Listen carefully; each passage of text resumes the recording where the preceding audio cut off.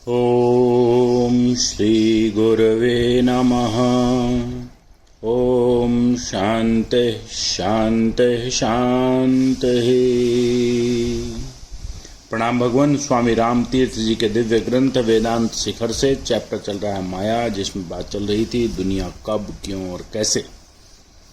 और इसका कल के सत्संग में पॉइंट आ रखा था आंतरिक भ्रांति और बाहरी भ्रांति, दोनों पर चोट करता है वेदांत। अब आगे, तुम्हारा लड़का तुम्हारे पास आकर कहता है, पिताजी पिताजी मुझे डर लगता है, वहां सांप है। तुम पूछते हो, बच्चे सांप कितना लंबा है? लड़का कहता है, सांप लगभग 2 गज लंबा होगा। अच्छा, सांप मोटा कितना है? बच्चा कहता है, बहुत मोटा है, वह उस तार जितना मोटा है जो मैंने कल उस जहाज पर देखा था, जो सैन फ्रांसिस्को से आने वाला था। तुम फिर पूछते हो, अच्छा सांप क्या कर रहा है? वह कहता है, सांप ने गठरी मार रखी है। तुम जानते हो कि सांप वहां वास्तव में नहीं है, सांप मिथ्या है। एक रस्सी वहां पड़ी हुई है, रस्सी करीब 2 गज की लंबी है और उतनी ही लंबी, उतनी ही मोटी जितना कि वह तार जो उसने सैन फ्रांसिस्को से रवाना होने वाले जहाज पर देखा था।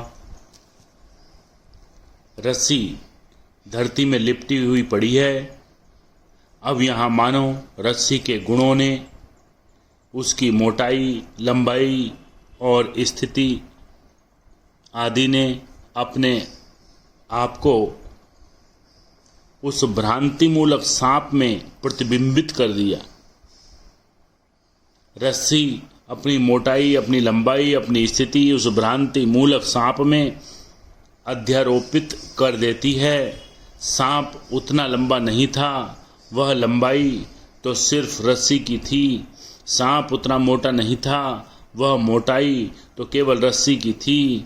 सांप उस स्थिति में नहीं था, वह स्थिति तो केवल रस्सी की थी। अतः आप खूब ध्यान दें कि प्रारंभ में भीतरी भ्रांति के कारण हमें सांप दिखाई दिया और बाद में सर्प में हमने दूसरी भ्रांति की सृष्टि, जिसे हम बाहरी भ्रांति कह सकते हैं, क्योंकि यहाँ एक के गुणों का आरोप दूसरे पर होता है।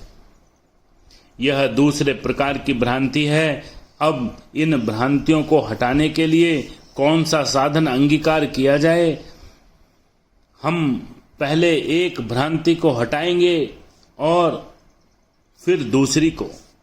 पहले बाहरी भ्रांति हटाई जाएगी और तब भीतरी भ्रांति। वेदांत के अनुसार यह संपूर्ण विश्व वास्तव में एक अखंड अनिर्वचनीय सत्ता के सिवा और कुछ भी नहीं है, जिसे हम सत्य भी नहीं कह सकते, क्योंकि वह वाणी से परे है, देश काल वस्तु से परे है, सबसे परे है। वास्तविक सत्ता की इस रस्सी में, इस अंतः स्थिति आधार में, तत्व में, चाहे जो नाम लो तुम इसे दो, उसमें नाम, रूप और भेदभाव का प्रादुर्भाव होता है। तुम इस प्रादुर्भाव को जीवन शक्ति, क्रियाशीलता, स्फुरण आदि कोई नाम दे सकते हो। ये सब नाम रूप सर्प के तुल्य हैं। इससे आगे हम देखते हैं कि इस भीतरी भ्रांति के पूर्ण होने पर बाहरी भ्रांति का उदय होता है और इस बाहरी भ्रांति के कारण हम इन नामों और रूपों, इन व्यक्तियों और प्राणियों में स्वयं एक वास्तविकता का विद्यमान होना मानने लगते हैं। मानो वे सब नाम रूप आदि स्वतः स्थित हों, अपनी स्थिति के लिए परमुखोपेक्षी न हो, वरन स्वयं अपने बल पर ही स्थित और जीवित हों। यही दूसरी या बाहरी भ्रांति का आविर्भाव है। अब हम इन भ्रांतियों के निवारण, इन क्रम को उल्टेंगे, तब यह बात और भी ठीक से समझ आएगी। इसके लिए कल का सत्संग। ओम शांति शांति।